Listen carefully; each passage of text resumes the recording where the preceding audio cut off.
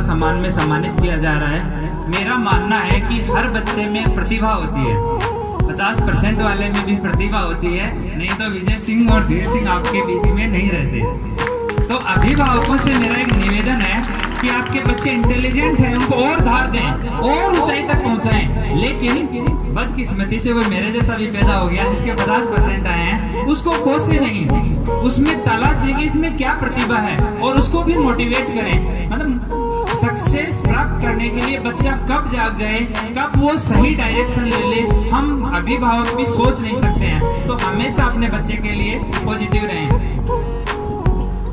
बच्चों से कहना चाहूँगा कि अभी 75% अबव वाले हैं आप सारे के सारे, मैं 55% वाला IPS बना हूँ। तो आप लोगों से मैं क्या एक्सपेक्ट करूँ? तो सारे के सारे आपको अपना मंजिल, अपना उड़ान है वो हमेशा ऊंची रखनी है, टारगेट हमेशा हाई रखना है, मोटिवेटेड रहें, किसी से भी प्रेरणा लें, चाहे दूसरी जाति का है, दूसरे देश का है, दुनिया में कहीं भी कोई आदमी है, चाहे वो संत है, चाहे वैज्ञानिक है, चाहे पुलिस वाला है, कोई भी है जो आपको प्रेरित करता हो, उससे प्रेरणा लें और जीवन में अच्छा करने की कोशिश करें। हमेशा मन में रखें कि मेरा नाम होना चाहिए, मेरे परिवार का नाम होना चाहिए। वैसे तो मेरा पर्सनली मानना है ये गलत है, पर मोटिवेशन इससे बेटर कुछ नहीं है कि मेरा नाम होना चाहिए, मेरे परिवार को लोग समाज में सम्मान की दृष्टि से देखें। ये अगर आप में भावना है तो आगे बढ़ने में आपको आसानी होगी, आपको हमेशा ये प्रेरित करता रहेगा। जो बच्चे साइंस से पढ़ रहे हैं और जो बच्चे आर्ट से पढ़ रहे हैं, अलग अलग, 12th जो है वो एक ऐसा पॉइंट है जहां से आपको डिसाइड करना चाहिए। हमारा टाइम अलग था, पर आज के टाइम में इतना कंपटीशन है कि आप लोगों को अभी डिसाइड करना चाहिए कि आप लोगों को जीवन में क्या प्राप्त करना है, फिर आपको एम बना लेना है। धीर सिंह जी ने कहा ना कि कमरे से सारी फोटो बाहर निकाल दो, दिमाग में सिर्फ वही रखना है। अगर डॉक्टर बनना है तो फिर नीट का ध्यान में रखो, नीट में क्या आता है, किस साल कौन सा क्वेश्चन पूछा, अगले साल उसको घुमा के कैसे पूछा, पूरे टाइम आपके दिमाग में यही चलना चाहिए।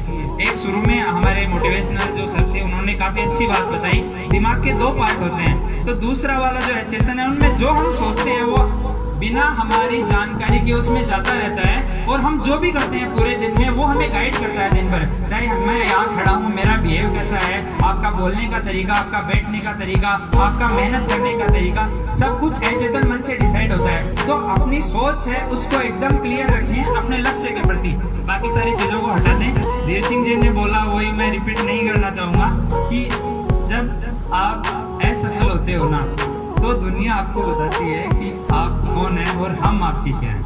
तो कभी वो नौबत ना आए, ऐसी मेहनत करो कि जो आपके नहीं है वो भी बोले कि ये मेरा बेटा है, ये मेरी बेटी है, ये मेरे ही गांव का है। अब नवलगढ़ के जितने भी लड़के दिल्ली में रहते हैं, कोई पूछता है विजय सिंह है आपके यहाँ के, तो बताते हैं हाँ हमारे गाँव के हैं, चाहे 10 किलोमीटर दूर के हैं। अब मैं ही मान लो एक बड़ा क्रिमिनल होता तो मना कर देते कि नहीं यार हम जान, एवं मेरे गाँव के लोग मना कर देते, मेरे रिश्तेदार मना कर देते कि मैं ये हम इनको नहीं जानते। तो ये कड़वी सच्चाई है। एक है, सब वक्ताओं ने बोला कि माता पिता का सब सम्मान करें, मैं भी उनसे एग्री करता हूँ, माता पिता का सब लोग सम्मान करें। लेकिन अगर आपके माता पिता रूढ़िवादी हैं, नहीं आपको अपनी जकड़ से मुक्त होने देना चाह रहे हैं या आपकी प्रोग्रेस को रोक रहे हैं, आपको लगता है वो गलत कर रहे हैं, उनका विरोध कीजिए। मैंने खुद ने मैं अभी तक मुझे याद नहीं आता कि मैंने कभी अपने पिता का विरोध किया हो, कभी गुस्से में उनसे आंख मिला के बात की हो। शायद यहाँ है नहीं है, पता नहीं, चले गए शायद। हमारे पूरे गांव में 2-3 गांव जो भी गुजरों के हैं, सब में मृत्यु भोज होता है।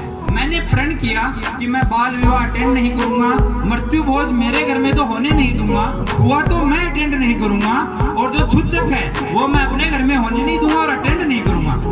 हमारे घर में एक डेथ हुई ताऊ जी की, मृत्यु भोज के लिए घर में 10 दिन लड़ाई चली। लास्ट में पापा बोले भाई मृत्यु भोज होगा, तुझे जाना है चला जा। मैं चला गया, मैंने नहीं अटेंड किया। और उसके बाद जब ताई जी का देहांत हुआ, हमारे आसपास की 4 पंचायतों में अकेला गुजरों का घर है जो मृत्यु भोज नहीं करता है।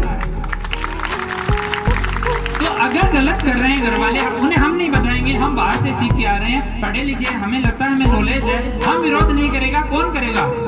तो सही चीजें हैं, उनको अपनाने की जरूरत है। ऐसे ऐसे घर मैंने समाज में देखे हैं, चाहे वो यूपी हो, एमपी हो, राजस्थान हो, आपके पास मृत्यु भोज करने के लिए 5 लाख रुपए हैं, आपके पास दहेज के लिए 21 लाख रुपए हैं, लेकिन अपनी बेटी की पढ़ाई के लिए आपके पास 50,000 रुपए नहीं है।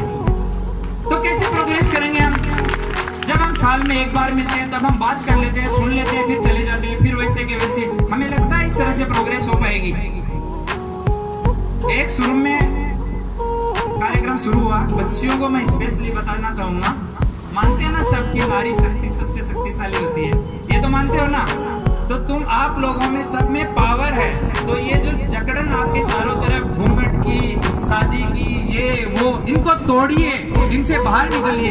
घर वालों का विरोध करना पड़े करिए, हमसे बात करिए। अब तो पूरा समाज आपके साथ है, तो किसी से भी संपर्क करिए कि मुझे ये करना है और अपनी लाइफ में वो अचीव करिए। बहुत सारी गुजरों की लड़कियों ने किया है।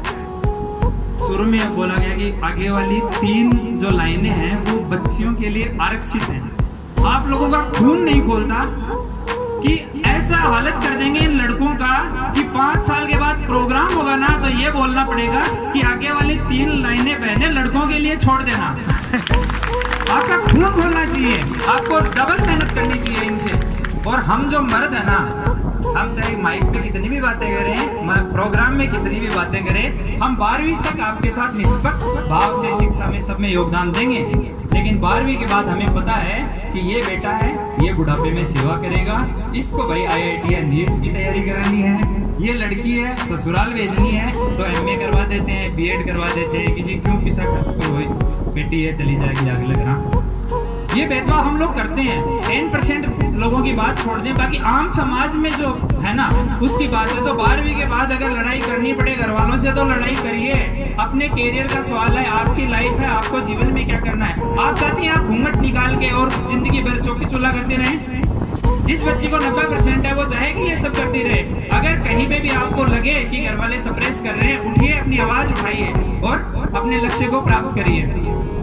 समाज से एक निवेदन मैं करना चाहूंगा। मृत्यु भोज की मैंने बात की, मैं तो मृत्यु भोज के सख्त खिलाफ हूँ। सब समाज के जो प्रमुख लोग हैं यहाँ पे हैं, क्यों ना हम पूरे 1-2 जिले में ही बात करके और बंद कर दें, ताकि ये सब जब हम, जैसे मैंने अपने गांव में बात की तो ये बातें सामने आई कि जी मारा बा फूफा जी ही मरपाड़ा ही पर बाका गाँव में बंद होनी जना, वहाँ हमें जाना पड़ेगा। वो हमारे एक ताऊ जी हैं, उनका किया था, तो अब हम नहीं करेंगे तो बोलेंगे भाई खा के चले गए, खिलाने का टाइम आया तो बंद कर दिया। तो क्यों ना हम सारे मिलके एक साथ ही बंद कर दें। बहुत सारे यूपी में गाँव हैं, राजस्थान में भी कई सारे गाँव हैं जिन्होंने ऐसे बात करके बंद किया है, तो हम इस बारे में सोच सकते हैं। और जो छात्रावास की कमेटी है, उन सब लोगों ने इतने सालों में इतना अच्छा काम किया है। आज ये इतना अच्छा प्रोग्राम जो उन्होंने ऑर्गेनाइज किया है, इन सब